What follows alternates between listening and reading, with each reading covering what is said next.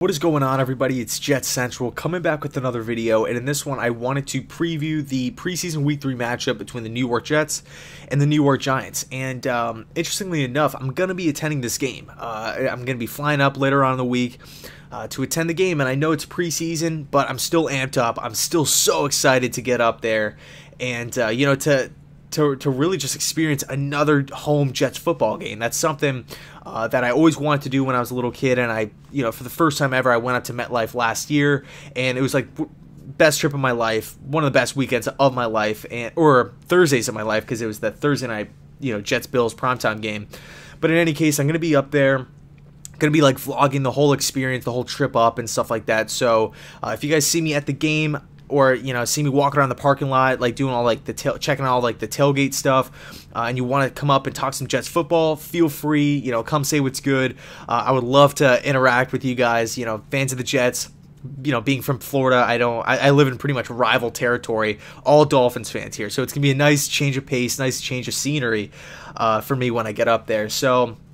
Oh, and real quick, I'm actually going to I'll let you guys know, like, what section of the parking lot I'm probably going to be hanging out at when I get up there. So, like I said, if you want to come up and say what's good and talk some ball, feel free. So I'll keep you guys posted on that. But anyway, back to the preview. Jets-Giants. Obviously, it's a home game for both teams, which works well for both squads. As we all know, the Jets look so much better at home than they do away. That was the case all last season. That's been the case thus far through the preseason. Looked great against Atlanta. Looked a little slow coming out of the gate against Washington. So there's a few keys that I want to touch on for the New York Jets. And, like I said, it's preseason football. So we can't really talk about, the team's strengths, team's weaknesses. What can we expect as far as, schemes, game plans, and all that stuff. Because we really don't know how any of these units actually are. These games don't necessarily matter as far as wins and losses go.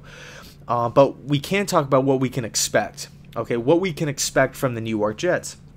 And I got to say, the number one thing that I want to see improvement on from the last 2 weeks is the Jets' offensive line play. I think if you can protect Theodore Bridgewater, Sam Darnold, even Josh McCown for that matter, the Jets can have success. Okay, if we can keep these quarterbacks upright and not just breathing dirt or having these guys picking themselves up off the turf each and every play, the Jets offense can be pretty solid. I like our weapons on the outside: Jermaine Kearse, Robbie Anderson. Who knows about Terrell Pryor? Big upside, but he's kind of a question mark as far as injuries go.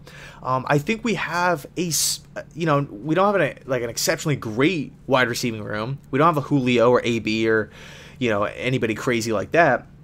But I think it's a solid unit. And I think if the quarterback can, has nice pockets all night, and really this bodes for the whole season, but if the quarterback has a nice pocket and really just be the point guard of the team, just distribute the football, spread it around, getting a whole bunch of guys involved, I think the Jets offense can be really, really successful this year. Not saying they're going to be top 5 or anything, but I think they could get the job done or do the job better than they have in recent years, under like Ryan Fitzpatrick, Geno Smith, and what have you.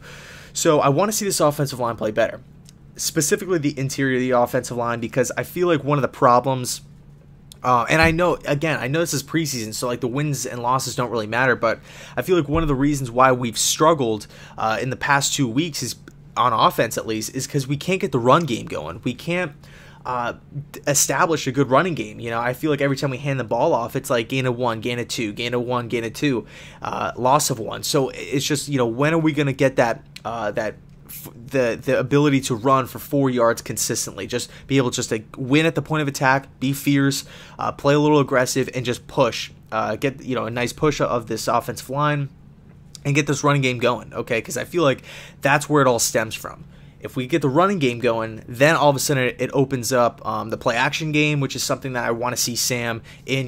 Take 7 to 8 step drops, play action, and let some footballs rip down the middle of the field. That's an area that he did really, really well at USC. As far as the actual throws, he didn't really play under center too much and do a lot of play action at USC.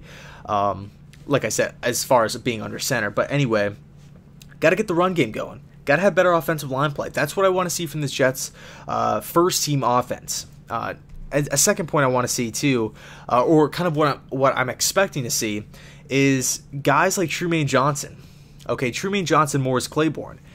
going up against a stacked New York Giants wide receiving core. You got Odell Beckham. I mean, do I need to say more? Odell Beckham's one of the top receivers in the league. How does our number one free agent asset in Trumaine Johnson, how does he fare going up against one of the game's best wide receivers? I'm going to be really intrigued to see, what kind of goes on with that. And one point I want to make about the defense that I kind of noticed in the Falcon game and the Redskin game is that Trumaine Johnson didn't necessarily follow the best guy.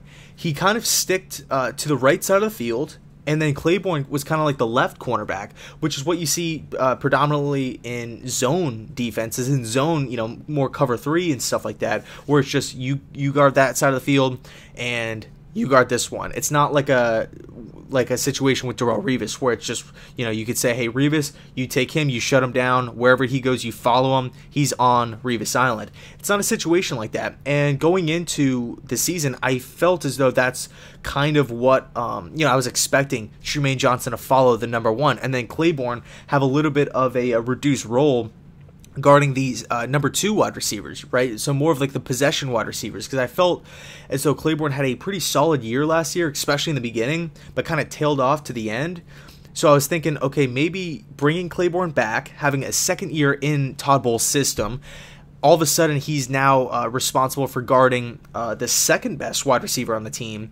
Maybe Claiborne's performance will just skyrocket, but like I said, in the past 2 preseason games, it's just kind of been Claiborne over there, Trumaine Johnson over there, and they just kind of been going, going down that road. And that's completely okay. I'm not saying there's anything wrong with it. I just find it a little bit odd. So want to see how this New York Jets secondary goes up against the New York Giants, pretty much total offensive weapons. Bringing in guys like Saquon Barkley, who's going to be an effective running back out of the backfield, throwing, screens, throwing, just swinging them out into the flat and just dumping it off to them. How do our linebacking core, how do those guys do? Guys like Avery Williamson, Darren Lee, our outside guys, Lorenzo Malden, Jordan Jenkins. How do those guys do against an extremely talented running back in Saquon Barkley out of the flat? Can they close ground? Can they wrap up an open field? Because Saquon, he looked pretty good in his Week 1 debut against the Cleveland Browns. I think it was the first handoff. He just, completely shredded the Browns defensive line and just pulled off that. I think there was like a 40-yard run, something crazy like that. So, I mean, hell, this guy was the second pick in the draft, so he is super talented. People are saying that this guy's already a top 6 running back in the league.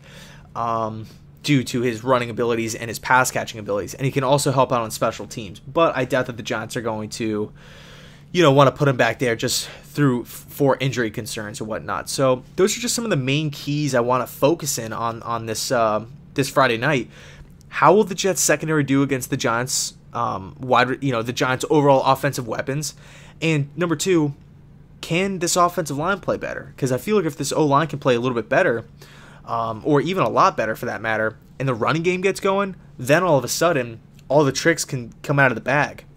And, metaphorically speaking, because it is preseason, so not all of our tricks, but I think it's just going to give the Jets so much more versatility on offense for the play-action game, being able to throw passes down the field, not rely so much on the short passing game, which is almost kind of replacing the running game when we can't get that part of the offense going. So I'm going to leave it there. 8 and 9 minute video. Let me know your thoughts down below in the comment section, what you're expecting to see from Friday night's matchup between the New York Jets and the New York Giants. So quick shout out to Rover Sports, quick shout out to my buddy Shanko, and my other friend Chris, otherwise known as the Entertainer.